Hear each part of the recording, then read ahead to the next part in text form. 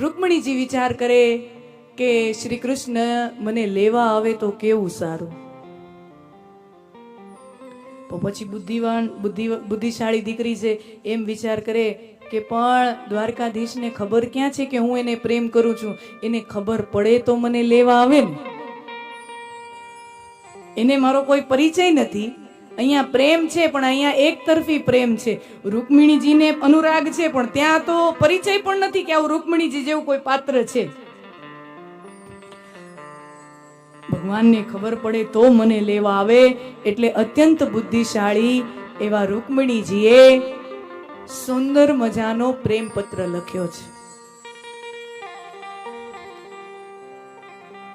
અને ગોર નામના બ્રાહ્મણ સાથે પ્રેમ પત્ર દ્વારકાધીશને મોકલ્યો છે. 7 શ્લોક છે. ભાગવતની અંદર રૂકમિણીજીનો જે પ્રેમ પત્ર છે ને એમાં 7 શ્લોકો છે. અને આ પ્રેમ પત્રનો મહિમા એવો, અને મહિમા તો ખરેખર સાહિત્ય તો એમ કહે છે, સાહિત્ય જગત એમ કહે છે કે આ વિશ્વમાં સૌથી પહેલો પ્રેમ પત્ર કોઈ લખ્યો હોય તો ઈ રૂકમિણીજીએ દ્વારકાધીશને પ્રેમ પત્ર લખ્યો છે. કોઈ સ્ત્રીએ કોઈ પુરુષને સૌથી પહેલો પ્રેમ પત્ર આ જગતમાં કોઈએ લખ્યો હોય તો રૂકમિણીજીએ દ્વારકાધીશને પ્રેમ પત્ર લખ્યો છે. અને આ પ્રેમ પત્રનો મહિમા એટલો જ છે કે તમે આજની તારીખે દ્વારિકા જાઓ અને દ્વારિકાનું જે મુખ્ય મંદિર છે, જગત મંદિર જેને કહેવાય, એ જગત મંદિરમાં શ્રી કૃષ્ણ પોતાના રાજવી ઠાઠબાઠ સાથે બિરાજમાન છે. ત્યાંના સેવા અર્ચન કાર્યમાં જે આચાર્યો રોકાયેલા હોય, જે બ્રહ્મ દેવતાઓ બ્રાહ્મણો રોકાયેલા હોય, એની ભગવાનની સેવા પૂજા કરે, શ્રૃંગાર કરે, ભોગ ધરે, જે પણ સેવા પૂજા જે કર્મ છે એમાં જે આચાર્યો રોકાયેલા હોય એ આજની તારીખે પણ 5600 વર્ષ પછી પણ નિત્ય એવરી ડે રોજે રોજ આ રૂકમણીજીનો પ્રેમ પત્ર ગાઈ અને ભગવાનને સંભળાવવામાં આવે છે. આજની તારીખે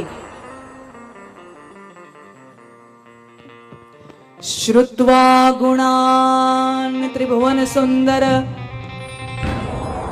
જુઓ, પ્રેમ પત્ર છે એટલે એમાં પ્રેમનો એકરાર કર્યો જ હોય. પ્રેમ પત્રમાં તો શું હોય, બીજું એમ જ હોય ને. પ્રેમ પત્રમાં પોતાની લાગણીઓનો, પોતાની ભાવનાઓનું એક્સપ્રેશન, એને જ તો પ્રેમ પત્ર કહેવાય ને.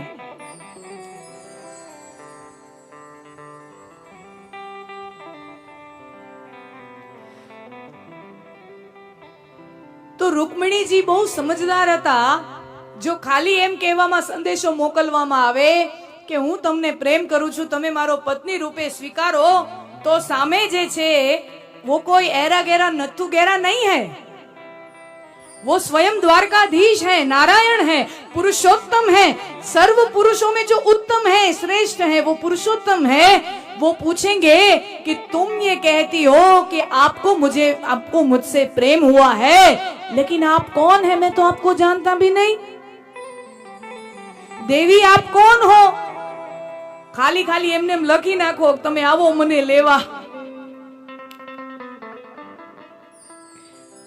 તો હામે એમ થાય ને કે તમે કોણ છો? આપણે કોઈ દી મળ્યા નહીં, કોઈ પરિચય નહીં, એક મુલાકાત નહીં. જુઓ, સીતાજીનો સ્વયંવર થયો ને, અને પછી જે આખો પ્રસંગ આપણે જાણીએ છીએ, આમ તમે આખી રામકથા તમે સાંભળો ને તો એની અંદર 2 જ એવા રોમેન્ટિક પ્રસંગ છે, શૃંગાર રસના પ્રસંગ છે, જેમાં સીતા અને રામના સુંદર મજાના માધુર્ય વાળા દાંપત્ય જીવનનું વર્ણન વાલ્મીકીજી અને તુલસીદાસજીએ કર્યું છે.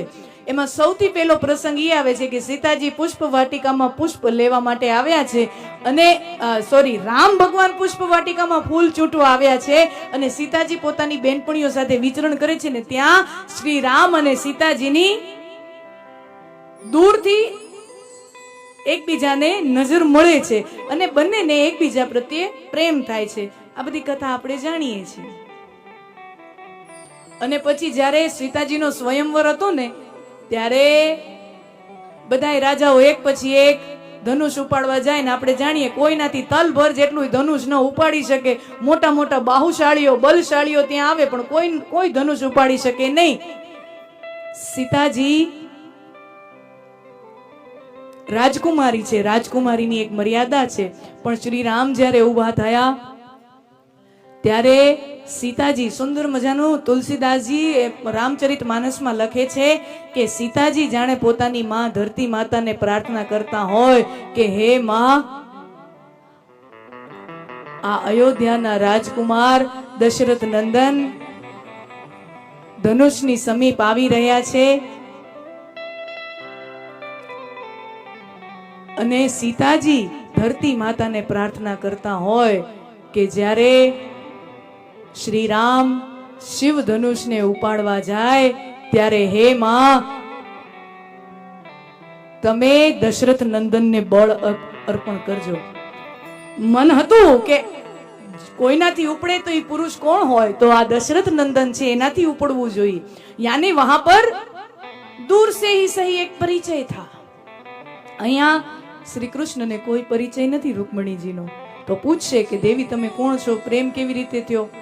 અને સાધારણ પુરુષને આ બહુ પ્રશ્ન ન થાય, દ્વારકાધીશને થાય. સાધારણ પુરુષને તો કોઈ સ્ત્રીએ આપણને કાગળિયો લખ્યો છે ઈ જ ઘણું છે. કોકે તો લખ્યો અને એનો વિચાર બદલીને ઈ પેલા ગોઠવાઈ જાવ, ઓલીનો વિચાર બદલી પેલા ગોઠવાઈ જાવ.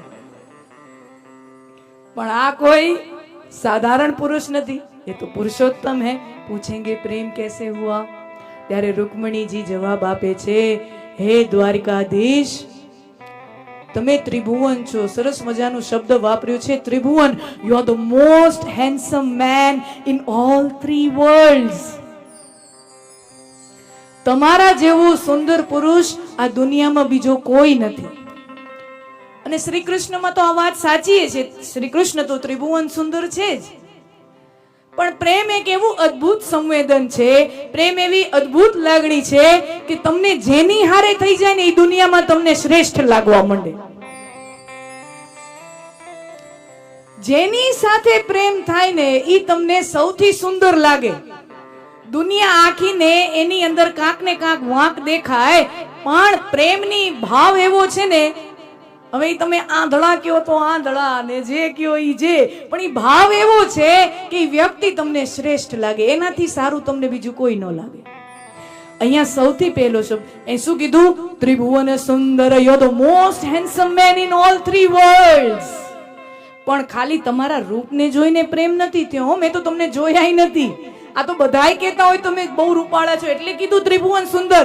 તો પ્રેમ કેવી રીતે થયો? રૂકમિણીજી કહે છે, શ્રુત્વા ગુણા, તમારા ગુણો સાંભળી સાંભળીને, તમારા લક્ષણો, તમારા વ્યક્તિત્વ વિશે સાંભળી સાંભળીને મને તમારી પ્રત્યે અનુરાગ થયો છે. અને આ પ્રેમ સાચો. કોઈના ગુણોને જોઈને પ્રેમ થાય ને ઈ ટકે, બાકીના બધા ભટકે. ગુણોને જોઈને પ્રેમ થાય ઈ ટકે, બાકીના બધા ભટકે. ઓલું તો ન હોય, શરૂમાં તો ભડકે બળતું હોય બધું ને, શરૂમાં તો બધું ભડકે બળતું હોય, પછી ક્યાં ઓલવાઈ જાય દેવતા.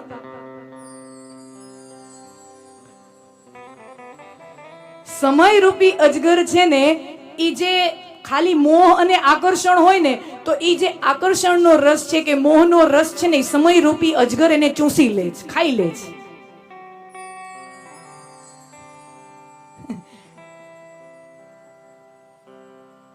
એક દંપતીના લગ્ન થયા, લગ્ન થયા તો દંપતી કહેવાય ને. તો દંપતી લગ્ન પછી ફરવા જાય, પછી 3 વર્ષ પહેલા લગ્ન થયા હશે અને લગ્ન પછી ફરવા ગયેલા, હનીમૂનમાં જાય અને ત્યારે તો એમ થાય કે આના જેવું તો કોઈ નહીં, ઓને એમ થાય કે આના જેવું તો કોઈ નહીં. હે હજી બોલ ને, હે હજી બોલ ને, હે હજી બોલ ને. અને પછી ફોન આવે ને 20-25 વર્ષ પછી, હે મને ફોન કરવો નહીં. કંટાળા હોય તો નવા નવા યુગલ ફરવા ગયા અને ટ્રેનમાંથી ઉતરતા હશે અને ક્યાંક કડ હશે એ વાગી ગઈ હશે તો પગમાંથી જે પતિ છે ને પગમાંથી લોહીની ધાર નીકળી અને પત્નીએ નવી નવી પત્ની છે પત્નીએ પોતાના દુપટ્ટાનો સાડીનો આમ છેડો એવો ફાડી અને સીધો પોતાના પતિને પાટો બાંધી દીધો. ધ્યાન રાખતા હોય તો મીઠેકથી નવું નવું હોય એટલે મીઠેકથી હોય. ધ્યાન રાખતા હોય તો તમને કેવું લાગી ગયું? પછી હવે વી આવો 25 વર્ષ થઈ ગયા લગ્નના 25 વર્ષ થઈ ગયા પછી વળી 2 જણા ફરવા જાય અને હવે તો પછી જગ્યાઓ કેવી હોય પેલા તો મનાલી જાય ને કાશ્મીર જાય ને હવે પછી 25 વર્ષ પછી જગ્યા કેવી હોય તો કે હરિદ્વાર ગયા ઋષિકેશ ગયા મને પછી તો યાત્રાઓ હોય.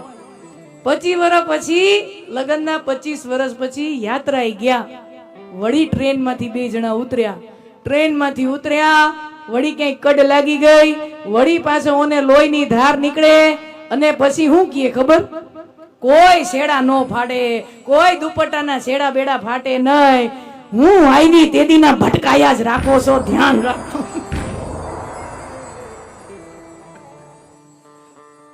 એ પછી એવું ન હોય એ ધ્યાન રાખતા હોય તો એ 25 વર્ષ પછી ન હોય.